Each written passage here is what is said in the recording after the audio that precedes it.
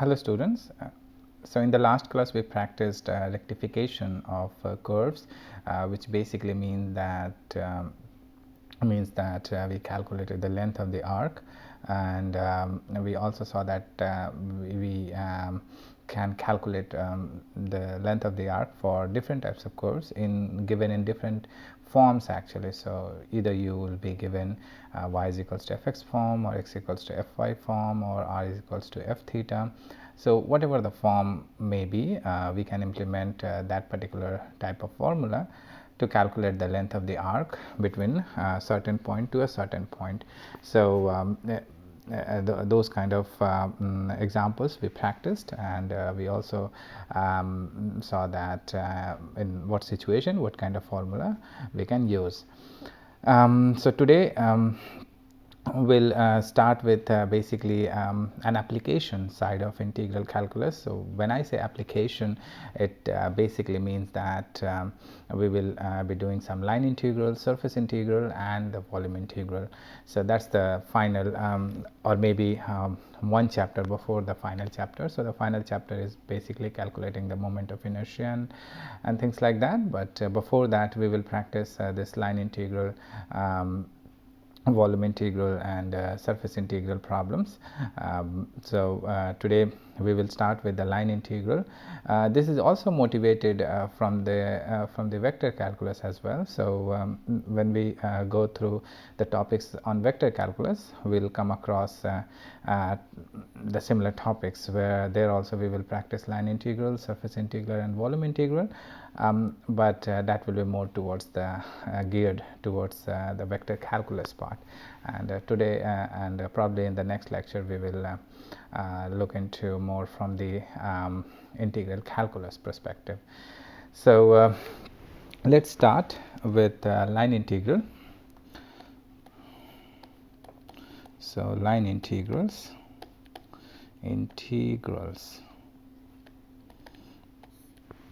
So the line integrals basically mean that a curve, so we give a small definition. So a curve in R2 is the set of points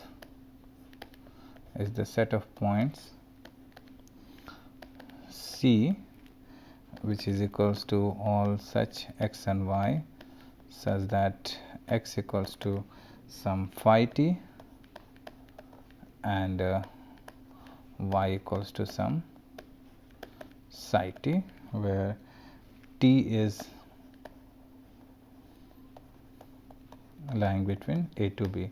So for example, a circle is a curve in R2, and its equation can be given by x equals to cos t and y equals to sin t for t running between 0 to 2 pi. So that a circle is a curve which can be expressed in this form. And we say that if we assume that, let's say, and if we assume that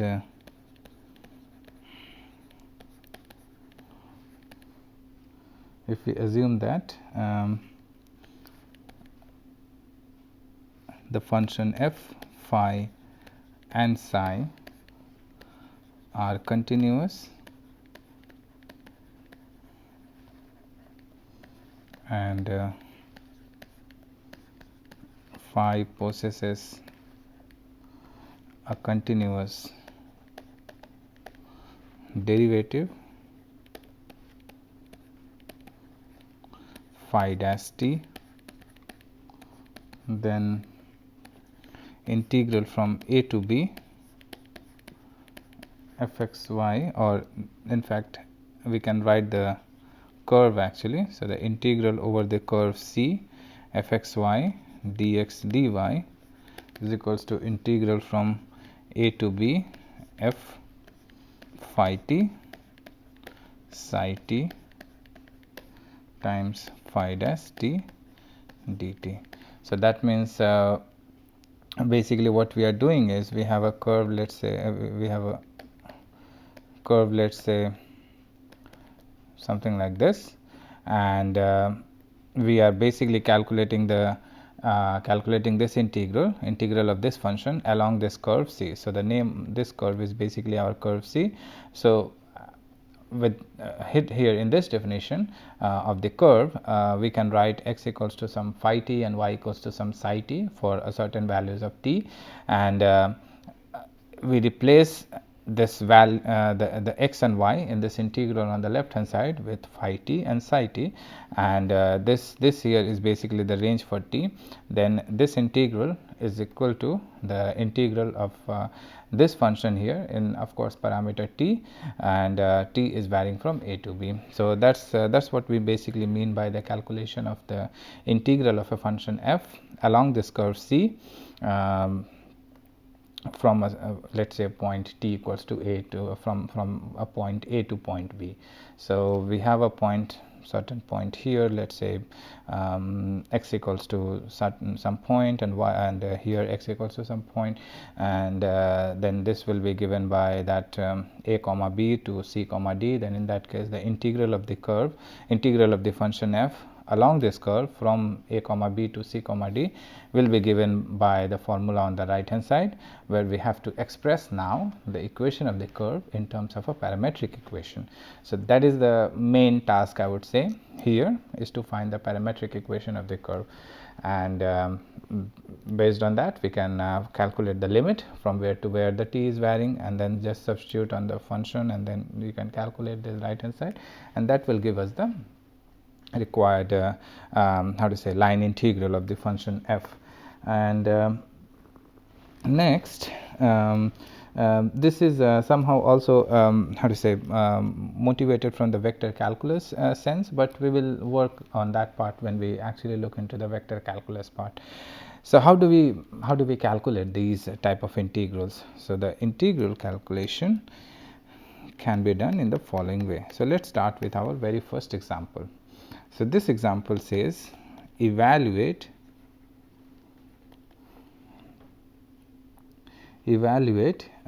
integral over the curve C dx by x plus y, where C is the curve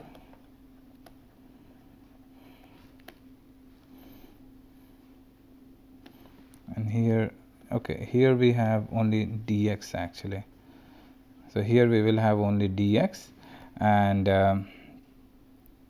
yes, so we do not need y actually. So, integral over the curve C f x y dx is equals to integral from a to from t running from a to b, this formula here, and now dx by x plus y, where C is the curve, x equals to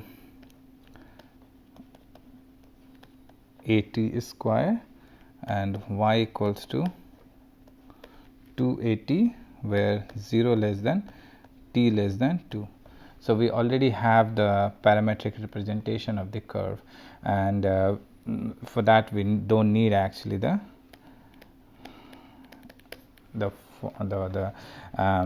calculation to calculate the parametric representation of a certain curve. This curve is basically, as we can see, it's a parabola, because if we do y square, so since y square equals to 4a square t square, so this can be written as 4a x. So, the given curve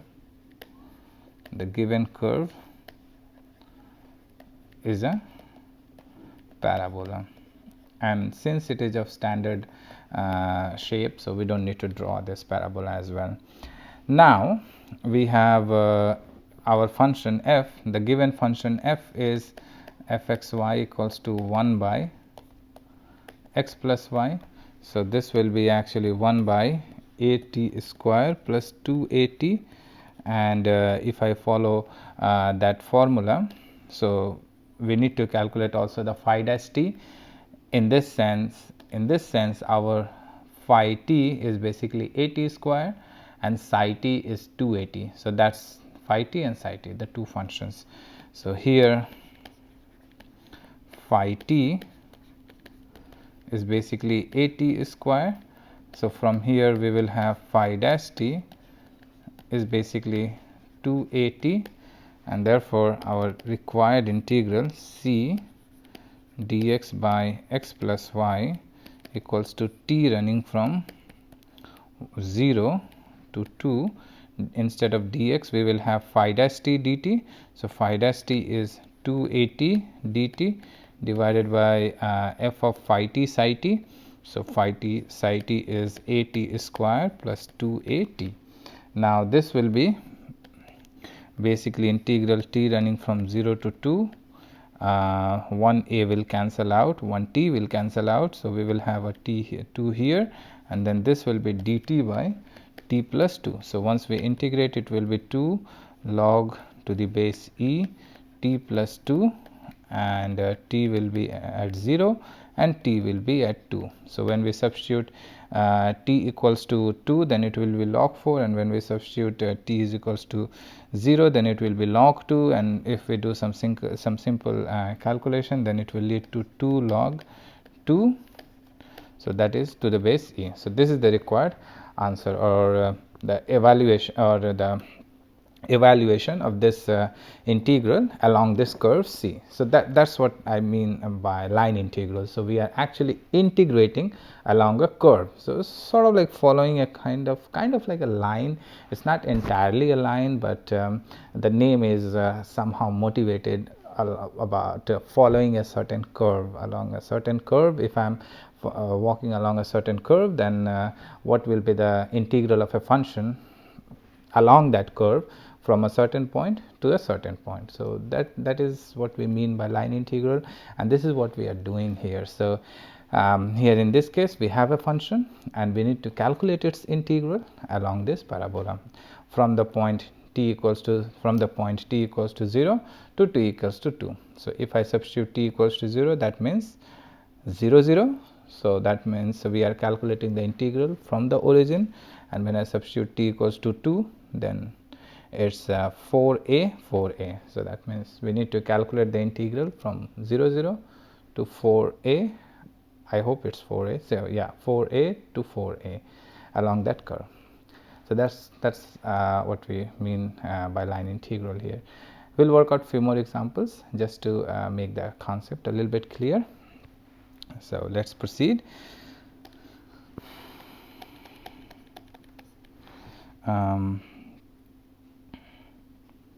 So here we will have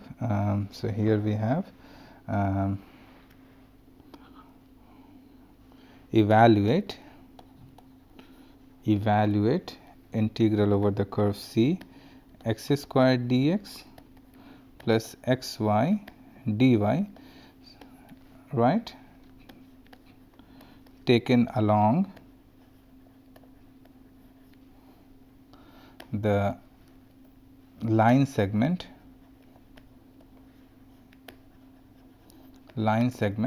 from 1 0 to 0 1. So we have to calculate the line integral of the curve. We have to calculate the line integral of this curve taken along the line segment 1 0 and 0 1. So first of all, let us draw this curve. So the equation, so the line segment is 1 0 and another to the point 0 1. So that means if I join these 2 points, let me call it as A and this one is B. So we are basically calculating the line integral along this line segment. So the line segment or the straight line, the line segment or the straight line joining 1 0 and 0 1 is given by, what will be the equation, is given by x plus y equals to 1. So that means this is the equation of the straight line. So if I put y equals to t, then in that case x will be 1 minus t. So the parametric equation the parametric equation,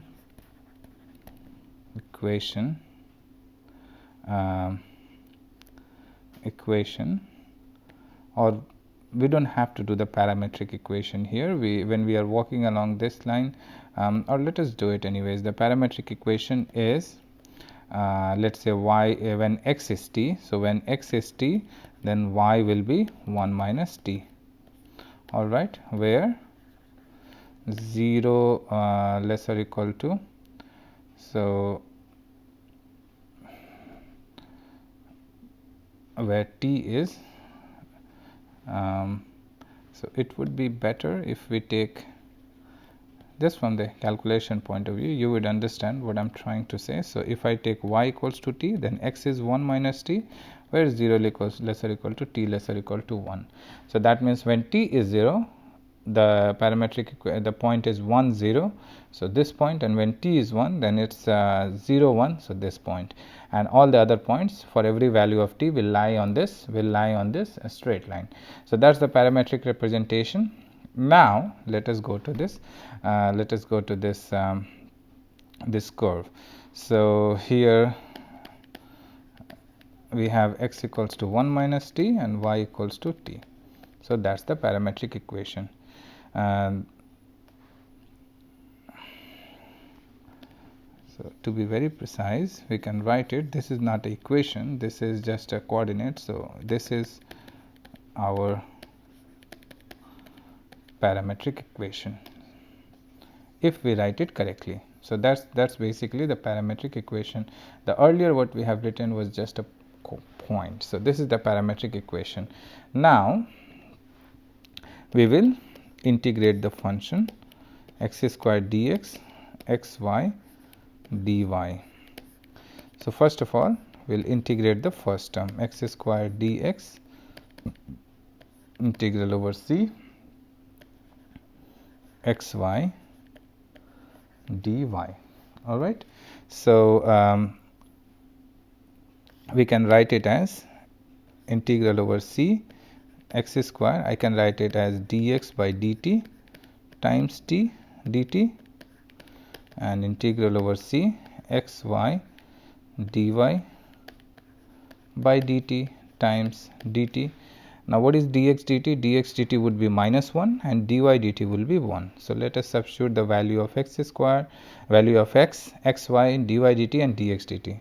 So this will reduce to integral t running from 0 to 1, because that is our curve, and then we have x square is 1 minus t square, then we have dt, right? So x square and then dx dt, sorry, so dx dt is minus 1, so let us write that minus 1, so there will be a minus here, and then dt, then plus xy, so 1 minus t times t, so let us write 1 minus t times t, and then dy dt is 1, and then again dt. So this will be integral t running from 0 to 1. We have minus 1 plus 2t minus t square plus t minus t square dt. So this will be t running from 0 to 1. We will have minus 2t square plus 3t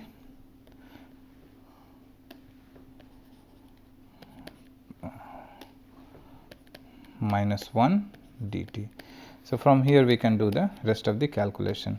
So you see, we substituted the value of x, which is 1 minus t, so that's what we did, and x times y, so y is t, so 1 minus t times t, and then dy dt is again 1. All right, so we substituted the value, so this will be x square is dx, so dx dt is minus of t, so minus of x square, so this is minus of 1 minus t whole square dt, plus x is 1 minus t times t, 1 minus t times t dt, and then we just break this formula, so it's minus 1 plus 2t minus t square, and then this one is plus t minus t square. So if we integrate this whole thing, then we'll obtain basically whatever. So that will be the required answer. So this is how we do the line integral for this type of problem. Similarly, if we want, we can also have this curve as so if instead of this line segment, we can also be given let's say some circle, so taken along a circle x equals to cos t. Instead of line segment, let me say it's a circle, x equals to cos t and y equals to sin t, where t is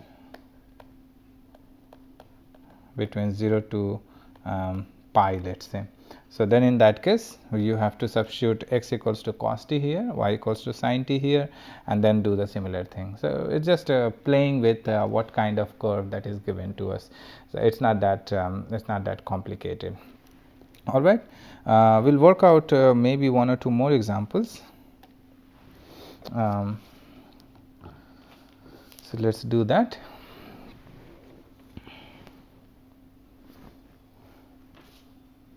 So here we have example third. Show that integral I equals to integral over the curve C x minus y whole square dx plus x minus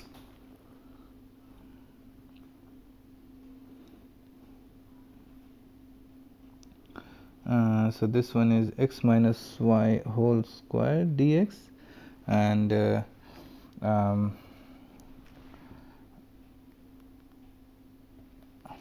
or let us take a simpler example. So instead of going straight to the complicated one, we can start with a rather simple example.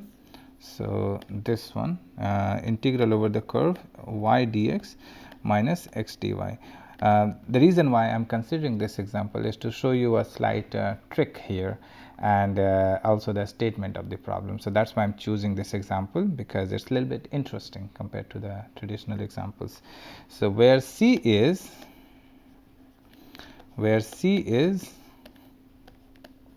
the ellipse x equals to a cos t and y equals to b sin t, taken in the clockwise direction.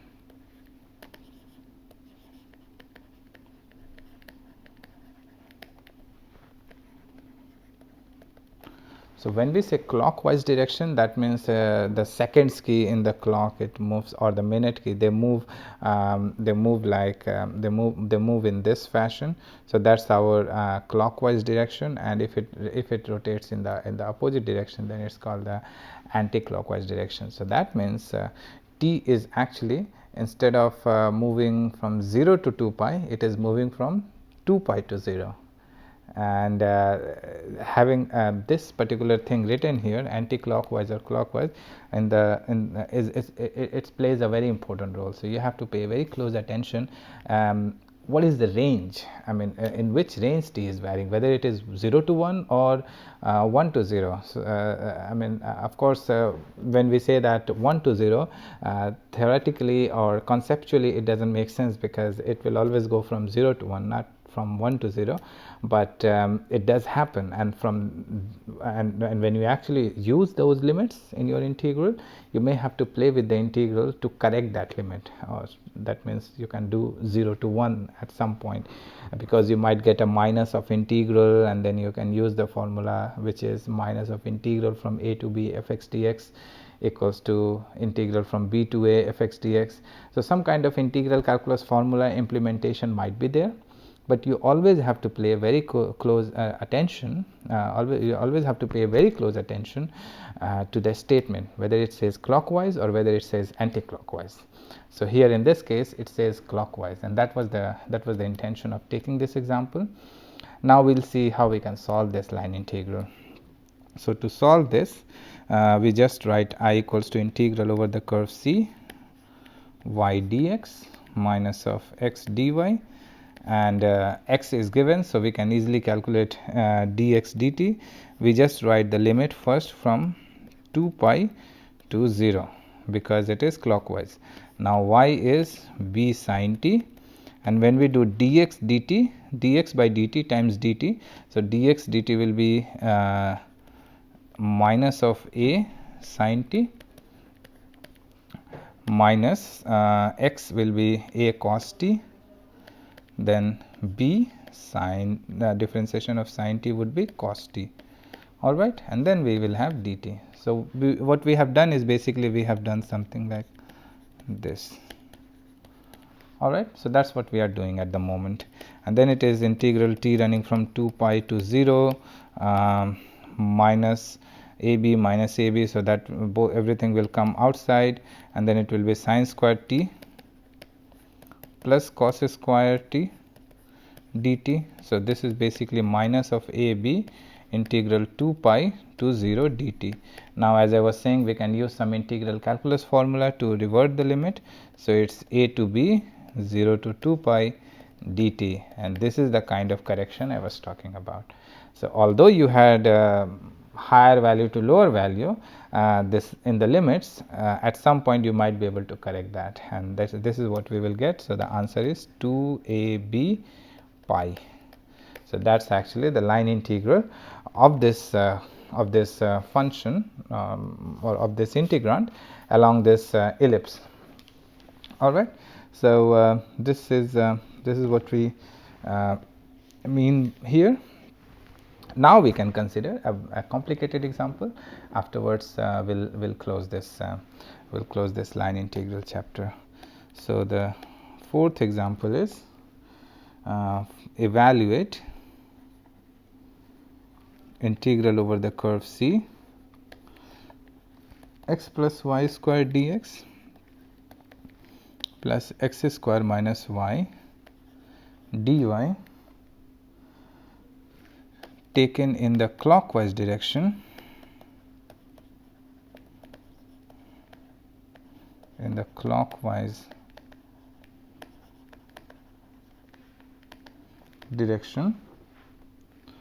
along a closed curve y cube equals to x square and the line from 0 0 to 1 1.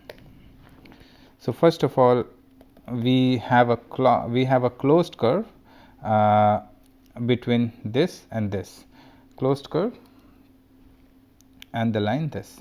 So, let us first draw the curve. So, first of all, we have a closed curve between this curve and the line. So, let us draw the line. So, here somewhere we can have the point 1 1, and y cube equals to x square. This curve will be given by something like this. So, you can look into any book how to draw this curve. So, this is our y cube equals to x square, and this is our y equals to x. And since we are in the clockwise direction, so if we are in the clockwise direction, that means we are moving from this direction to this direction, and this is our closed curve. So, this is our closed curve, all right. So, the curve C consists of the arc OA. So, let us call this point OA and the line AO